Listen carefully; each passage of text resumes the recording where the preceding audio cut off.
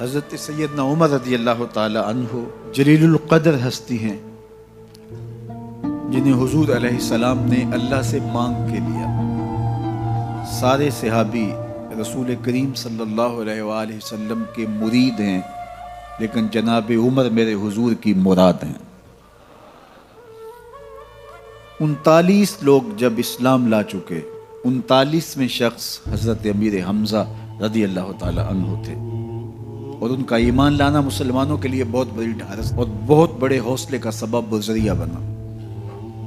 تو میرے حضور نے ہاتھ اٹھا لیے، کہا اے اللہ، ایک شیر دیا ہے امیر حمزہ، ایک شیر اور عطا کر دے، اب تیری مرضی، عمر بن خطاب دے دے یا عمر بن حشام دے دے۔ حضور دعائیں مانگ رہے ہیں اور یہ ہاتھ میں تلوار لیے غیظ و غضب سے بھرے ہوئے گھر سے نکلتے ہیں کہ بانی اسلام کا چراغ ہی بجھا دینا ہے۔ راستے میں ایک صاحب ملے اور کہا کہ عمر، تیور کوئی اچھے نہیں لگتے، خیر تو ہے، کدھر جا رہے ہو؟ کہا چراغ اسلام بجھانے جا رہا ہوں، یہ روز کا مسئلہ ختم ہونے لگا ہے میرے ہاتھوں۔ مسکرا کے بولے گھر کی خبر تو لو۔ کہا میرے گھر کو کیا ہوا؟ کہا تمہاری بہن فاطمہ بھی نوکر بن گئی ہے رسول اللہ صلی اللہ علیہ وسلم۔ غصے سے بھرے ہوئے اپنی بہن کے گھر کا رخ کرتے ہیں، اندر سے قرآن پڑھنے کی آواز آ رہی، غصہ اور بڑھ جاتا ہے، دروازے کو زور زور سے کھٹکھٹاتے ہیں۔ اہل خانہ سمجھ گئے ماجرا کیا ہے، گرجدار آواز ہے جناب عمر کی، دروازہ کھولو۔ جلدی سے معلم کو چھپا دیا اور بہن آگے بڑھ کے دروازہ کھولا۔ کہا تم سابی ہو گئے ہو، دین چھوڑ دیا تم نے، بتوں کی وفا ترک کر دی اور بے تحاشا مارنا شروع کیا۔ بہن کا سر پھٹ جاتا ہے، خون بہنے لگتا ہے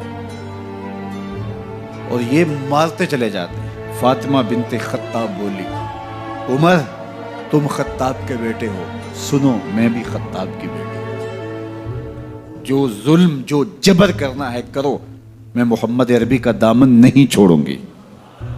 سوچنے پہ مجبور ہو جاتے ہیں وہ کون سی طاقت ہے جس نے بجلیاں بھر دی اس کے اندر۔ کہا جو تم پڑھ رہے تھے مجھے بھی سنا سکتے ہو؟ کہا تمہیں غسل کرنا ہوگا۔ عمر اپنے بدن کو دھو رہے ہیں، میرا رب دل دھو رہا ہے۔ اتنے میں معلم بھی قرآن لے کر آ جاتے ہیں اور قرآن کی تلاوت ہونے لگتی ہے۔ طٰہٰ ما انزلنا علیک القرآن لتشقیٰ، 14ویں رات کے محبوب چاند، ہم نے قرآن اس لیے نازل تو نہیں کیا تھا کہ تم مشقت میں پڑ جاؤ۔ بے تاب ہو گئے، کہا عمر کی عمر برباد ہو گئی، مجھے لے چلو حضور کی چوکھٹ پہ۔ تلوار حمائل کی ہے، بہنوئی ساتھ ہیں، اور حضور کی بارگاہ میں حاضر ہو رہے ہیں۔ دروازے کے سوراخوں سے دیکھا تو صحابہ تشویش کا اظہار کرنے لگے کہ عمر آ رہا ہے، تلوار حمائل کی ہے، ارادے اچھے نہیں لگتے۔ جناب امیر حمزہ نے کہا دروازہ کھول دو، اچھی نیت سے آیا تو استقبال کریں گے، نیت اچھی نہیں ہے تو اس کی تلوار سے اس کی گردن کاٹ دیں گے۔ حضور کے سامنے جا کے بیٹھ کے گلے میں کپڑا ڈالا تو حضور نے پکڑ کے کہا عمر، ابھی وقت نہیں آیا کہ تم اسلام لے آؤ؟ یہی وقت تھا عمر کے اسلام لانے کا۔ لبوں پہ کلمہ جاری ہو گیا، اللہ اکبر کی صدا اس زور سے گونجی کہ مکے کی گلیاں گونجنے لگی۔ اسلام لانے کے بعد حضور سے پوچھتے ہیں حضور کیا ہم حق پر نہیں ہیں؟ فرمایا ہم حق پر ہیں۔ اللہ کا دین سچا نہیں ہے؟ کہا اللہ کا دین سچا ہے۔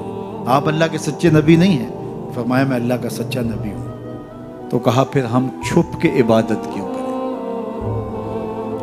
اب مسلمانوں کی 2 صفیں بنتی ہیں، ایک صف کی قیادت امیر حمزہ کرتے ہیں، دوسری صف کے آگے آگے عمر بن خطاب چلتے ہیں، اور حضور درمیان میں ہیں، اور یہ ملکوتی قافلہ صحن حرم میں آ کے اعلانیہ عبادت کرتا ہے۔ حضرت عبداللہ ابن مسعود رضی اللہ تعالیٰ عنہ فرماتے ہیں عمر کا اسلام لانا اسلام کے لیے عزت کا سبب بنا، اسلام کے وقار کی علامت بن گیا۔